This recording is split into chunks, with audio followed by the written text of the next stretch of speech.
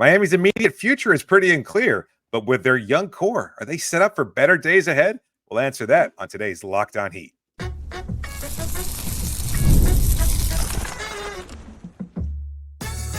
You are Locked On Heat, your daily Miami Heat podcast, part of the Locked On Podcast Network, your team every day.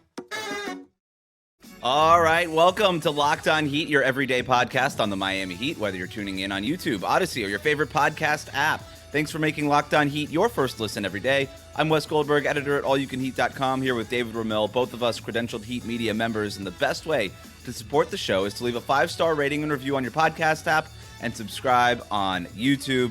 A reminder that today's episode is brought to you by Game Time. Download the Game Time app, create an account, use the code LOCKEDONNBA for $20 off your first purchase. Terms apply. Download Game Time today. David, what time is it? It's game time. Game time. We're going to rank the Heat's young players based on their star potential in a second. But before we get to that, David, I want to ask you about something that Udonis Haslem said over the weekend. The Miami Heat Twitter account tweeted this out. Haslem said of Pelle Larsson, the Heat's second-round pick, I think he's going to be the ultimate Heat guy. I watched him take charges in practice, the way he competes on both ends of the floor. I see him being a Dan Majerle type guy for us. David, what do you think he means by that? I know what I want to say about it. At the same time, I mean, I think there's a shred of truth to it. Right. Yeah, I think there's a shred of truth to that. Like, I mean, he is the second round or the / undrafted white guy with some potential, and he can realize that. Dan Majerle, like, that's kind of a knock on Majerle, like maybe the older version of Majerle that played in Miami, but I mean, he was a star level player. He was a good collegiate player, certainly had much more than your typical athleticism. 14th and he was, pick in the draft. Yeah, I mean, the guy was not a second. He was an NBA player. Like, he was not like this. Like, surprised that he's on an NBA roster kind of guy. Larsson, he slipped in the second round. We've talked about it before when the draft was coming up, and he has a good burst, good quick first step. He has some problems overall, or some deficiencies, but nothing that can't be corrected with enough time and work. At the same time, I really liked his potential. You did too. When we saw him in Summer League, he kind of stood out in a number of different plays. Obviously, he hit the game winner to help lock in that Summer League championship. We're still reeling from the excitement of that. So there's a lot to like about him. But we were also, even following that Summer League championship, we were kind of dubious. Pelle doesn't even have a role on this upcoming Heat squad, given the number of veterans on this team, the young players that they have committed to in terms of their first round pick, Kel'el Ware, Jaime Jaquez, Nikola Jovic, etc. There's a lot there to kind of purse through. And it's just, when you're looking at UD's quotes, I think it's his way of saying this guy works hard and he's got grit and tenacity, and maybe a little bit simplistic, but you kind of want to hear that. As a Heat fan, you're right there nodding and going, yeah, I like that. I want to hear about these guys playing above their weight class, of finding a way to contribute without the kind of star potential that is usually ascribed to most young players or certainly first round picks. Yeah. Pelle isn't that guy, but he still has a chance to make an impact if he continues to fight and show the tenacity that has become synonymous with a Heat culture guy. Yeah, so let's be clear here. Dan Majerle is a 3-time All-Star. Yeah. Right, so it's like, but that was his Phoenix Suns days, right? And so maybe what Haslem means, and is like older version Majerle when he was playing for the Heat in the late 90s. He was a role player with that Tim Hardaway, Alonzo Mourning build, and all that stuff. And so maybe there's that. He averaged like 7 points per game for those Heat teams, right? But he did also start 184 games over 5 seasons, and that is still an awesome case scenario for a guy who was picked in the second round. I don't know that Pelle Larsson ever projects as a starter, right? Even if he's I think he's an NBA player, but I don't know. The question is still out there about whether he is, because he was a second round pick, and very few of those guys actually make it long term. So, but I think you're right. I think he meant like Dan Majerle, by the time he was in Miami, was a role player, embraced his role, did the dirty work, was all those things, was able to make open shots, all that kind of stuff. And if that's what Pelle Larsson ends up being, then awesome. I think that's a great case scenario for the Heat. And by the way, all that stuff, like him taking charges in practice and stuff, I saw that kind of stuff behind the scenes in Summer League too. And you talk to players and and coaching staff, and like, yeah, this guy he works so hard and he really wants to be out there. And That's always good, right? Like that it doesn't necessarily always mean that you have a long NBA career, but it is always good. All right, let's move on. I want to rank the Heat's young players in terms of star potential. So we're going to go with the under 24 guys for the most part, right? So I'm not going to count Bam. We're not counting Tyler Hero. Those guys are more established. We know what they're about. They're less sort of question marks than the guys we're going to talk about. We're going to talk about these 7 guys: Jaime Jaquez Jr., Nikola Jovic, Kel'el Ware, Pelle Larsson, and then the two-way guys: Drew Smith, Josh Christopher, and Keshad Johnson. That's 7 players. Let's start at 7 and then go up to our top player with the most star potential. I think number 7 is pretty easy, even though I guess it's even debatable for him to be on this list. I think you and I probably, and we have not seen each other's lists. Right. But I would imagine both of us are going with Drew Smith at number 7. The problem with including Drew Smith on this list is that he's already 26 years old. Right. I will say though, as far as the exclusion of Tyler Hero, if I can just add this, like it just kind of speaks to a lot that when we were coming up with this, neither of us had Tyler on our list, even though by any sort of criteria, he should be included as you define a young core, like a 24-year-old guy that can average 20 points per game or more if he winds up tapping into some more potential there. Like that's a guy that you want to have to help define and shape a young core, whatever that might look like. So it's just interesting that we kind of don't have him. But to your point, he is far more established, and I think a lot of people are. Would it make it more interesting if we did include him? I don't want to be doing. I don't like doing the pre-production show on the fly here, but no, it's tough to say because again, in terms of like what his potential might be, maybe a lot of people are soured on that. But just in terms of what his actual productivity has been over the course of his career, he might automatically be the first on this list. Then, like at least that's a proven commodity. Yeah, if you're just taking what the guy has done in the league, no doubt he's number 1 on this list so far, right? That's crazy to say otherwise. But I do want to look. So let's talk about that. What does like all-star potential really mean?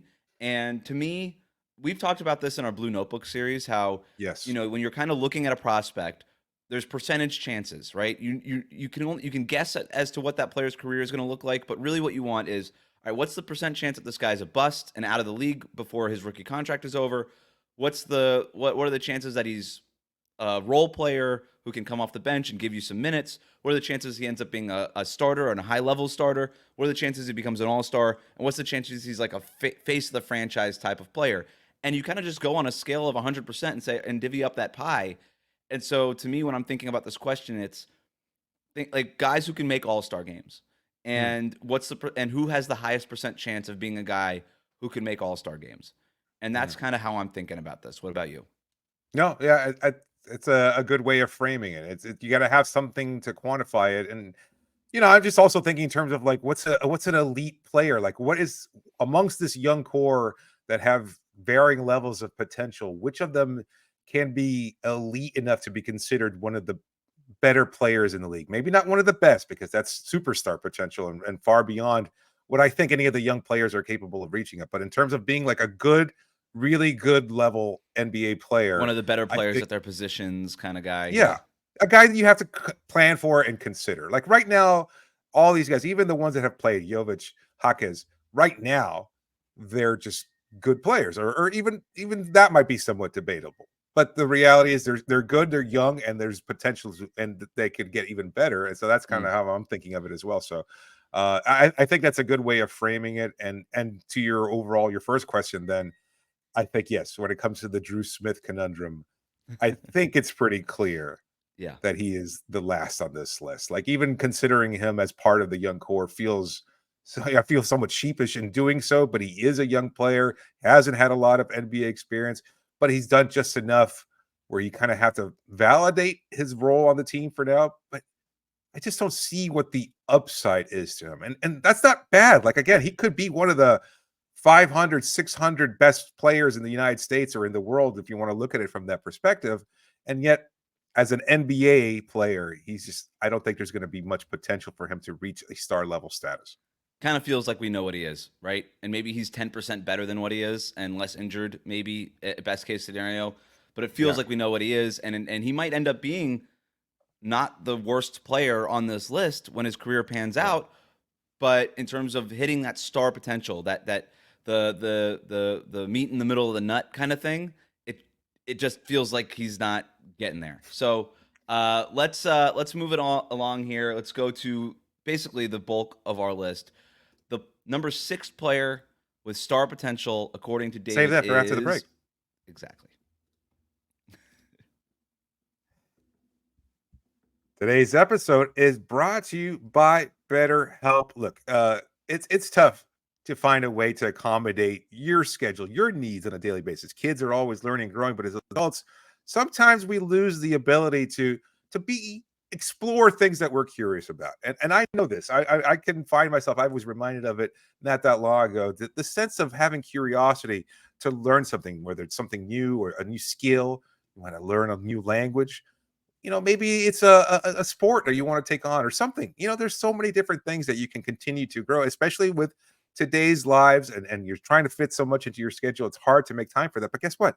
Therapy can help you reconnect to that sense of wonder, because your back to school era can come at any age. So if you're thinking of starting therapy for many reasons, among this, give BetterHelp a try. It's entirely online, super convenient, and it's designed to be that way. It's flexible and suited to your schedule. You match up with a therapist. If you want to change that therapist for whatever reason, maybe your schedules don't necessarily align, or you just want a different voice in the room, you can do so immediately, and there's no charge to you. You just fill out a brief questionnaire. It takes only a couple of minutes, and you get matched with a licensed therapist, and you can switch again at any time for no additional charge. So rediscover your curiosity with BetterHelp. Visit Lockdown NBA today, and you get 10% off your first month. That's BetterHelp, HELP.com/LockedOnNBA. We'll be right back.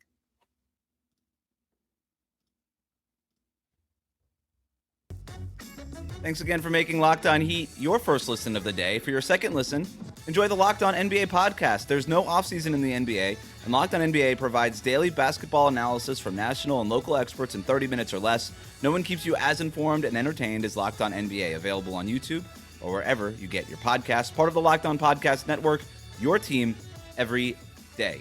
All right, so you and I have our lists. We have not seen each other's lists. Which young Heat player has the most star potential? We've already knocked out Drew Smith. We're going to go from 6 to 1, 1 being the player with the most star potential. Number 6 on your list is who? It's tough to rank this, because obviously there's such a limited amount of film on what we've seen and how that translates. I have a hard time saying this. I just think that without a sustainable three-point shot, I would have to have Keshad Johnson as last on my list. And that's really rough, because I did like him in the pre-draft process. We liked what we saw from him in limited games at Summer League. If and how that translates into the NBA is another story. And while there's a lot of great athleticism, physical tools, tenacity, toughness, we had him on our show. We talked to him. We both really enjoyed our conversation with him, and just his whole approach to life and the game and everything else like that, and his joy about being a member of the Miami Heat. But I just have a hard time seeing how, unless he has something beyond just that grit and tenacity, and combined with that athleticism, I think it's going to be more work for him than any other to achieve all-star status, star status, or to reach a higher level of potential. So unfortunately, I've got a number 6 on my list. So that's what I had initially. And then I kept thinking about it, and what's the percentage chance? So if you think about what the version of what does the star version of Keshad Johnson look like? Because he is physically imposing. He's an incredible athlete. The guy could probably play wide receiver in college football if he wanted to. Like that does give you a little bit of an edge over some of the other guys on this list who are not as athletic as Keshad Johnson. The guy is a high flyer. He could dunk anything that you throw up to him. What does it look like? And to me, I think like Andre Iguodala. That's what a star version of Keshad Johnson looks like, is this rangy, versatile defender, this incredible athleticism. Never really comes along and turns it around as a three-point shooter, but can be streaky at times, but finds his shots in the mid-range, is a great cutter off the ball, just does all these little things. And I certainly would consider Andre Iguodala a star. And so at what are the chances that Keshad Johnson becomes like an Andre Iguodala type of player versus the guy who I had at number 5 on my list initially, Pelle Larsson? And what does the star version of Pelle Larsson look like? And that I don't really know. His comp is a little bit tougher to figure out. Now, maybe we could keep it all on the same white page here and be like, can he be Gordon Hayward? But Gordon Hayward was a way better athlete than Pelle Really? Larsson Yeah. is. And so I don't really know what the star version of Pelle Larsson looks like unless the guy ends up shooting like 40% from three for his entire career. But he's not really. I think people look at him and say, oh, yeah, elite 3-point shooter. He's a good 3-point shooter. He's okay. He's not elite, not by any stretch, right? He's a better 2-point shooter than he is a 3-point shooter. And so I'm going to actually go Pelle Larsson at 6. And I'm going to move Keshad Johnson to number 5. And it's by a smidge. I don't feel great Right. about it, David, but it's like Right. Keshad Johnson is his star potential. The percentage chance that he reached all-star status, I'd put it at like 3.5%, where Pelle Larsson is at probably like 2.8%. And that's kind of where I'm at. That's pretty low and very specific, I might add. But at the same time, yeah, I did all the totally get where you're calculations. coming. That's what I got. The West math, the formula spit out. Yep. You got to take some time with it. It totally makes sense. Take some time. That's my 5-6 as well. So it's an interesting point that the two former teammates are kind of neck and neck in terms of how we rank them in terms of potential. I just like with Keshad, there's a lot to really like. And obviously this is no knock, and I hope nobody takes it that way. I think he does have potential, and there is all the tools that we've talked about, the athleticism and everything else like that. It's just the matter of being able to harness that. And Iguodala, for everything that he was viewed as kind of an athlete when he was first drafted and everything else like that, his IQ and early in terms of off the charts, and in terms of his early development, being able to play alongside Allen Iverson and being able to kind of grow in that sense. And then who knows what we'd be talking about him if not for the kind of resurgence that he experienced as a member of the Golden State Warriors and being such a crucial part of those championship games and everything else like that. So I don't know. It's tough to kind of envision him. It's not a realistic expectation of him. Andre Iguodala was a top 10 pick. I think that's a blue chip prospect. He was a blue chip high school recruit going to Arizona. Yeah. And Keshad Johnson is athletic and he's fine and all these things. He is not what Andre Iguodala was coming into the league. He's far from it. He went undrafted. So, to expect, like, if anybody thinks like a knock, this is not a knock. We're talking about being a star. If I had to bet on which one of these players is going to have a longer NBA career percentage chance, I would go with Pelle Larsson. Yes. And that's kind of how I'm viewing it. Yeah, that's not the question. That's how I'm viewing it there. Okay. In terms of like being able to realize whatever that potential is, I give Larsson just the slight nod. And that's why he's 5th on my list, because I maintain this, the comp that I see for him is probably Max Strus, which is darn good role player. And that's fine. Again, that's a starter. You find that in the second round? That's a home run. Yeah. A starter, he earns a big contract, comes up in clutch situations, can knock down a shot, can get to the rim, can draw charges, etc., play defense at a decent level, and we'll have to see that again kind of develop over the course of his early NBA tenure. But I like the possibility of him reaching that Strus potential, as opposed to, well, we've seen that kind of the mold of the mold of an athletic guy that maybe never develops an elite skill that kind of helps him take to that another level, or that lacks Iguodala's high IQ that allowed him to have the long career that he does. So let's knock out number 4, because I think you and I are going to agree on this one too. I got Josh Christopher at number 4. And it's unfortunate. Yeah, I think. Well, I don't know if it's unfortunate, but I just. Well, it's unfortunate we both think the same way here, but I've got Christopher. No, I think I think the top 3 is going to be very debated, but number 4, that I agree with too. I got Josh Christopher, and it's a testament to him that he's over Drew Smith, Keshad Johnson, and Pelle Larsson. I mean, but he's a former first-round pick. He's the best athlete we've talked about so far, probably over Keshad Johnson. I feel pretty comfortable with that. And if that 3-point shot comes around in a real way, it's still pretty streaky. I know he shot well in Summer League. I got to see it in the NBA level for a longer time. If that defense comes around, I wouldn't bet on it. We don't really see guys with his story, a first-round pick, fall out of favor of the NBA, and then come back and become a star. I don't think we've ever seen that. But to come back in the NBA and become a role player, we have seen that. And so I think that's his best case scenario. But in terms of percentage chance, I'd give it like a 4.8% chance that he becomes a star. And so that's better than Keshad and Larsson's chances. So I got him here. Yeah, no, it's spot on. I feel the same way. Like there's a mold there in terms of like high flying, athletic wing scorer. That's what he was kind of projected as when he was entering the draft. And that's what he's kind of been up to this point. He couldn't reach that potential for various reasons. Houston was dysfunctional. They already had Jalen Green. They admitted it. He was Yeah. immature and he didn't handle his business the right way, and now he does. Exactly. So there are moments there where you can kind of say, oh, he's kind of reached as far as he can go. But to his credit, also, he's worked diligently with Sioux Falls, with the Heat Summer League program. Those things kind of tend to bode well, but they don't, as you said, historically translate into reaching star level potential. And if that's the case, you can't just go against 80 years of NBA history and be like, no, he's going to be the first to fall out of favor. Right. Yeah. It's hard to see that. I'm rooting for him 100%. I know he's got a nice vocal fan base there that really appreciate what he does. I love that Miami took a flyer and is giving him an opportunity. And I hope he comes through and reaches some level of potential. What do you think that is? I mean, what do you think is, now that he's no longer, we don't consider him a first round pick. He's kind of gotten that label as former first round pick now, right? Yeah.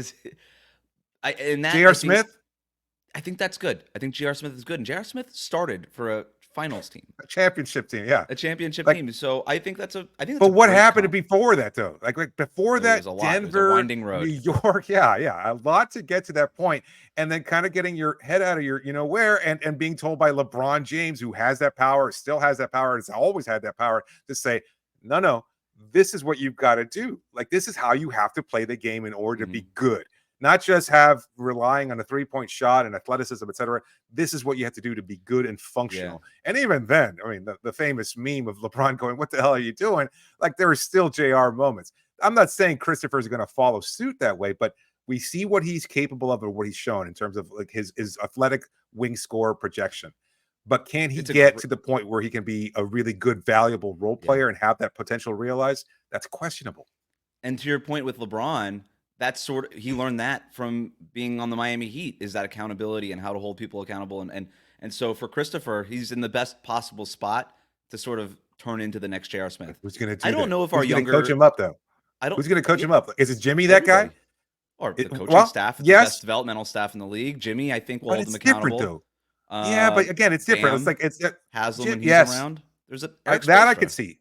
I see Bam doing the mentoring. Again, I've made this point about Dwayne Wade in the past, and I'll make it about Jimmy. I think Jimmy is big on the iron sharpens iron, and I'm going to tell you to your face you suck, and whatever, not in those, and much more colorful language. And that's his way, tough love of kind of coaching you up and holding you accountable and everything else like that.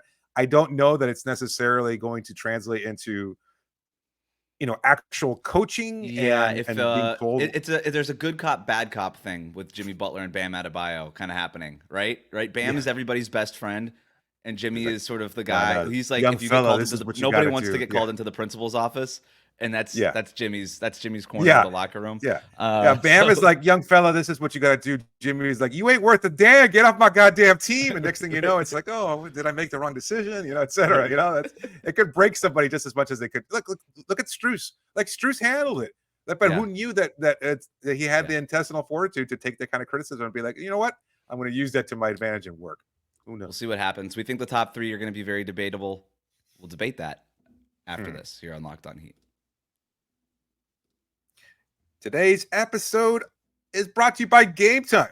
They've got a new feature called Game Time Picks that makes getting tickets for your favorite live events even easier. In Game Time Picks, they filter out all the fluff to show you only incredible deals on great seats, so you don't have to waste time searching through thousands of tickets. I know you're trying to save money, you're trying to get seats for something, a concert, a show, whatever, and you're kind of tired of looking around different places. You go to Game Time, bam, you get exactly what you're looking for at the best price, guaranteed to, and you don't have to worry about any kind of hidden fees. I know everybody hates that. You go, oh, you think you're going to pay X amount. Next thing you know, you're paying twice that by the time you're almost done putting your credit card number in. You kind of feel a little bit like you got cheated. And I know what that feeling's like. You don't have to worry about with Game Time. What you see is what you get. Not only that, but you've got the great views from your seat feature, so you can see exactly where you'll be sitting, and you can appreciate the view of whatever venue you might be in, especially if you're in a city that you're not familiar with or you've never been to this place. Well, you'll know exactly what you're looking forward to with Game Time. So download the Game Time app today.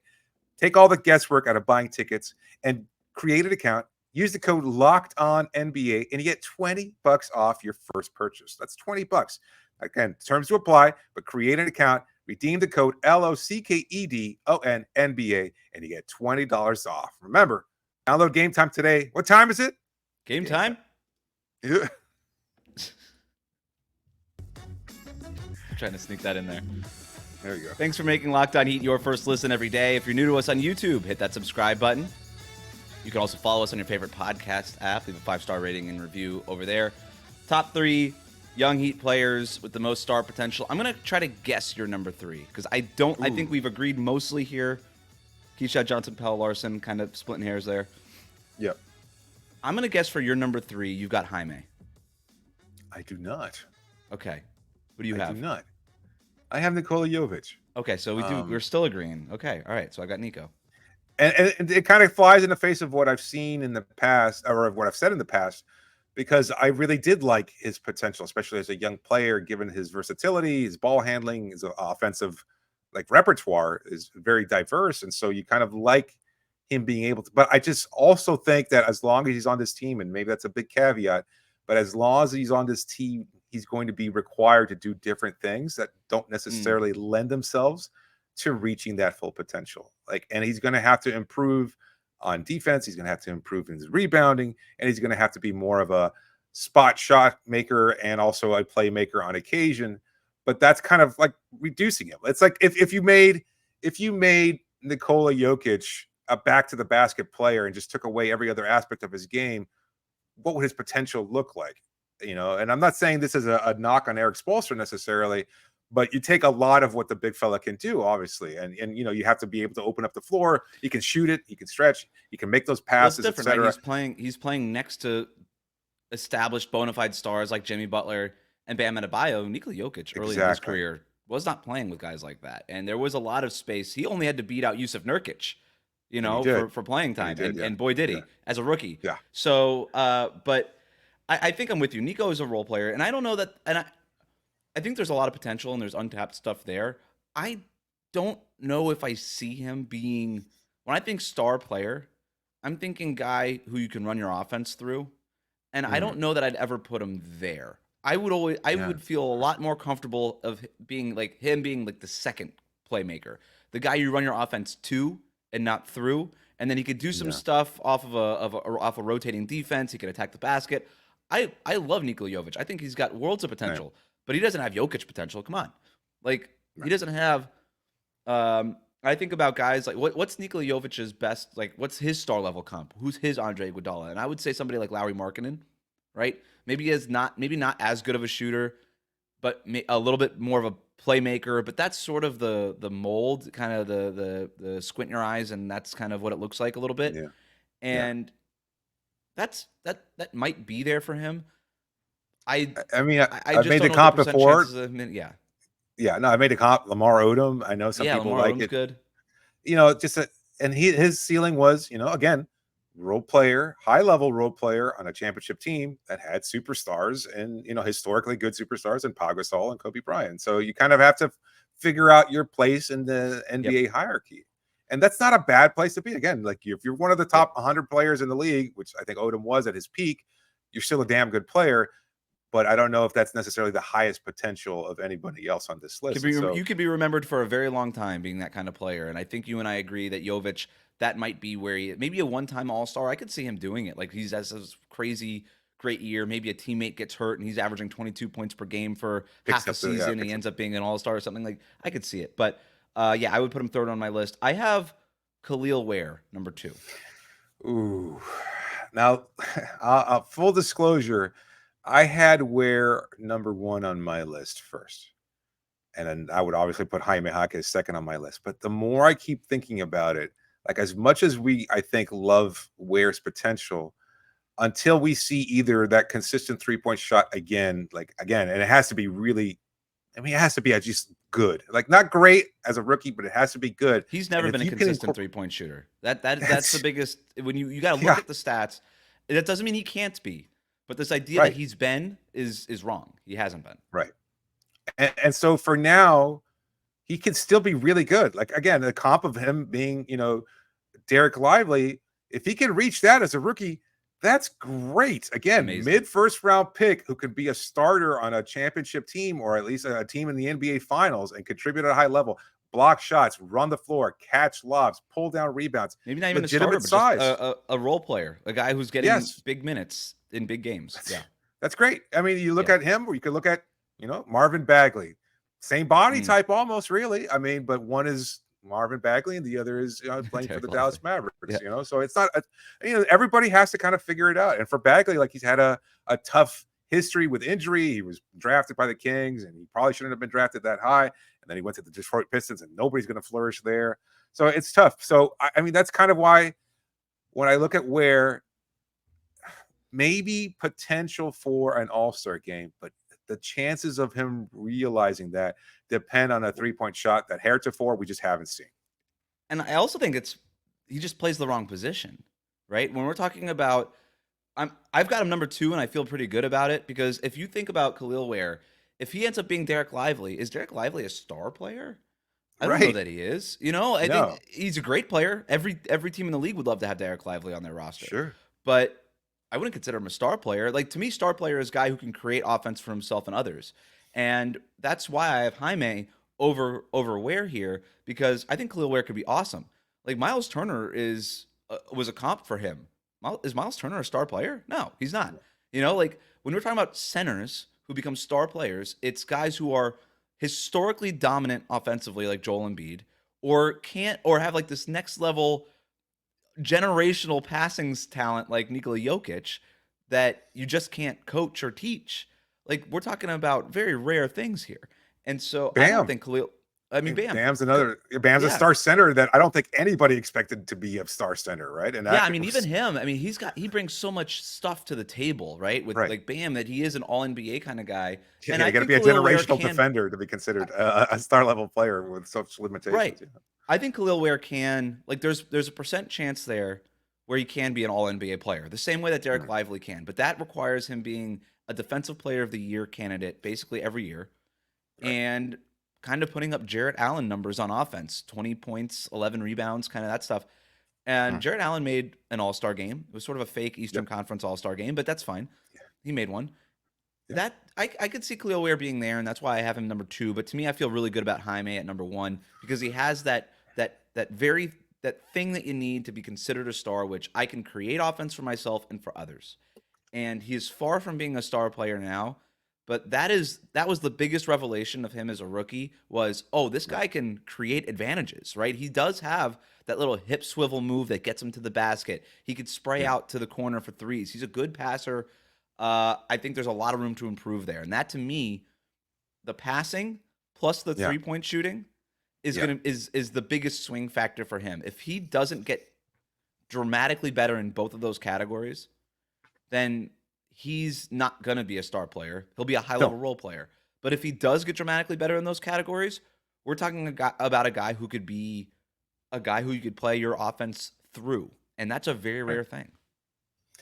Yeah, it's kind of why I've changed my mind, too, because I think Jaquez at number 1 makes a lot of sense. Just the potential for him to be – and I like the idea of the comp with Jimmy Butler, not in terms of how they play the game necessarily, because Butler was such a high defender when he wasn't getting much playing time. I had to earn every second for Tom Thibodeau in Chicago. Very, very different.